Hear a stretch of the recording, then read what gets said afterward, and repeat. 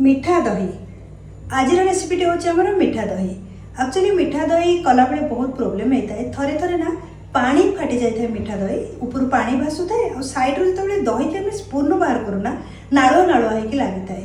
को प्रोसेस रे कले आम दही की प्रॉपर्ली सेट करि परिबा सबू प्रोसेस देखिबा परफेक्ट इंग्रेडिएंट सहित आउ ए जो छोट माटीर पात्र मु रखिछि एथिरे मिठा दही के आम तैयार करिबा जहा द्वारा कि परफेक्टली एटा तैयारी होबो।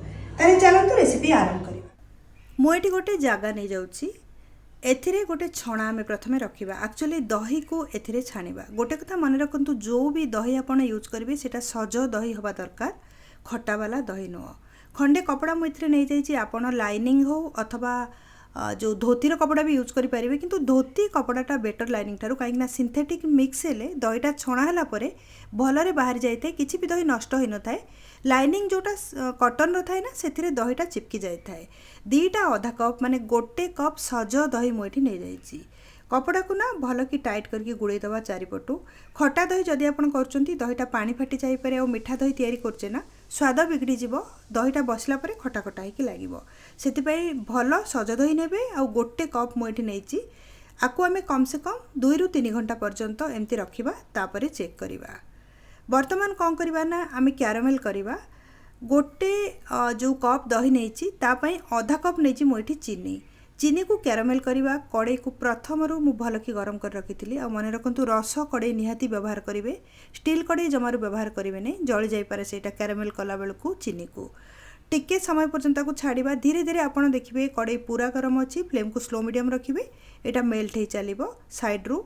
तापर कौन करवा ना खड़िका को पूरा न बुड़े चीनी ना टिके साइड रू आमे धीरे धीरे आपको गोड़े लगे। जदि पूरा खड़िकाटा को आपड़ बुड़ाऊँ चीनीटा चिपकी जीव चारिपटे और छाड़बनी भल कि टिके समय छाड़ीदवा तापर चेक करवा। बर्तमान देखुथिबे जो क्यारामेल सुगरटा ना मेल्ट हवा स्टार्ट हो गलानी। धीरे धीरे यहाँ पूरा मेल्ट हो कलरटा बर्तमान देखिपे मिठा दही जो कलर आसे ना ये प्रोसेस रे हवा जो क्यारामेल सुगर पड़ा जो मिठा भी आसी थाए दही रे। आ द्वितीय कौन हुए ना तार कलरटा भी बहुत बढ़िया खुआ भाया कलर आसी थाए जमती कि खुआ पड़ी। तो टिके आको आम आउ गरम करवा बहुत अधिका करेनि ना पोड़ीज जदि ना आमर दहीटार स्वादटा बिगड़ी जीव। एबे आम एथिरे क्षीर मिक्स करवा जेमिति कि एटा होची 2 कप टोटाल क्षीर। और हुशियारी ये टाइम रे करेंगे कहीं छिटकी थाए बहुत जोरे चीनीटा गरम थाए क्यारामेल होता है ना से टिके टिके करके क्षीरटा को पकईकी आपण गोड़े नेबे। धीरे धीरे गरम होला परे ना क्यारामेल सुगरटा जदि मुंडा भी होइतिबो फिटिजिब। मेजरमेंट मु एमिति नेली जोटा फास्ट नहीं गोटे कप दही ता संगे आधा कप चीनी आउ 2 कप नहीं मुझे क्षीर। देखो मेजरमेंट जदि आप एपट सेपट टिके कर चलो चीनीर मात्रा टिके अधिका अथवा कम भी करें किसी प्रोब्लेम नहीं। देखिपे आप मझे मुंडा भाया होगला ठंडा क्षीरटा मुझे पकईली ना नॉर्मल टेम्परेचर वाला क्षीरटा जो आम 2 कप क्षीर ए पकईले सेटा ना टोटाल 1.5 कप है पर्यंत को फुटेबा माने 15 ରୁ 20 मिनिट पर्यंत स्लो मीडियम फ्लेम रे क्षीरटा को फुटेबा जमती टिके गाढ़ा हो। बर्तमान आप देखिपे क्षीरटार क्वांटिटी कम भी होगलानी आउ कलर भी परफेक्ट आसी समय आम फ्लेम को बंद करदे आउ क्षीरटा को ना ठंडा करवा उषुम है पर्यंत ठंडा करवा। एबे क्षीरटा बहुत गरम अच्छी घंटे पर हो सारा। बर्तमान दहीटा को चेक कर नवा पानी बाहरी जाइए दहीटा ना पूरा कम हो जाए क्वांटिटी। ये पानीटा को केबे भी आप फोपाड़ेनि एथिरे आपण जितेबाला रुटी करुँच अटा चकुट ना एटा को पकईकि जदि परोटा अथवा रुटी कर बहुत सॉफ्ट होता है कारण विटामिन भी एथिरे बहुत अच्छी दहीर पानी यहाँ।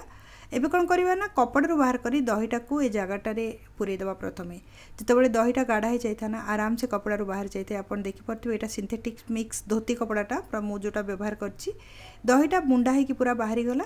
एबे कौन करवा दहीटा को बीट करदवा भल कि बीट करवा जमती कि पूरा मिक्स हो गोटे भी मुंडा दही रे रहिबोनी। क्षीर वर्तमान रूम टेम्परेचर को पड़े आसी। रूम टेम्परेचर नो टिके हल्का उषुम थिबा अवस्था ना आपण मिसेबे जहाँद्वारा कि दहीटा परफेक्ट बसिबो। उषुम अच्छी वर्तमान नख उषुम भल कि मिक्स करनबा।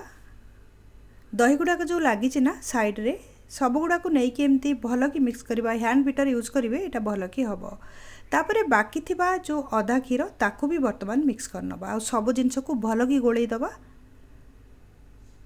रेडी होगला बर्तमान दही पकड़ापी कि दही आउ क्षीरर मिक्सटा आपको बसापी कि ये जो माटी पात्र यूज करवा जितेबाला भी आप मिठा दही कर जदि माटीर जिनस बसैबे ताहले कौन होता है माटी जिनसटा पानी अंश को सोक कर नहीं जाए क्षीरर ताहले दहीटा आउरी भी गाढ़ा होता है। आप देखिए रेडीमेड जो आम खाऊ मिठा दही छोट छोट माठिया अथवा छोट छोट कप भाया जगार माटीर से सर्व करते आउटा बहुत बढ़िया प्रॉपर होगी बसी थाए।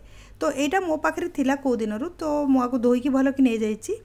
एथिरे आमे नहीं जा दही आउ क्षीरर मिक्स को किछि करवा दरकार नहीं। राति आप 10टा 11टारे आपको जब बसौंट सकाळे चेक करेंगे आपको घोड़े दबा सकाळे चेक करवा। दही को बसैबार 8 घंटा पाखापाखि हो सारा। तो बर्तमान आमे चेक करवा आपन देखिपे दहीटा प्रॉपरली बसी माटी जगटा को जदि आमे हलाउचे बिना एकदम गाढ़ा होगी बसची तल को टोटाल भी आसुनी दही जदि नालुआ होता खसी पड़ता। बर्तमान गोटे चामचे बाहर करके आमे चेक कर नबा बहुत स्मूथ होइची आउ एकदम खंड होइकी बसची। तो दही को ना सर्व करने कि प्लेट रे नहीं जावा। गोटे थर जदि आपन करचंती ना ताले बारंबार आपको निश्चय आपन करेंगे कारण खाया को स्वादिष्ट और क्वांटिटी भी अधिका होता है। बाहर जदि आमे दही किनुची तार रेटटा भी अधिका होता है। तो तैयारी गला आपन आ ऊपर ड्राई फ्रूट्स पकईकी भी सर्व करि परिबे कारण आउरी भी स्वादिष्ट लागिवो। ताले मिठा दहीर रेसिपीटी आपण मानकु केमिति लागला रेसिपी विषय रे आपण मन रे जहाँ भी क्वेश्चन्स अच्छी कमेंट सेक्शन में शेयर करंतु। ए प्रकार बहुत ऑथेंटिक रेसिपी मो चैनल को जदि सब्सक्राइब करना ताले सब्सक्राइब करनियंतु और राइट साइड जो बेल आइकन अच्छी ताकू क्लिक करी ऑल नोटिफिकेशन बेल को ऑन करंतु जहाँद्वारा कि मु जो भी वीडियो अपलोड करी तो आपण मान पाखरे नोटिफिकेशन रूप में पहुँची जिवो।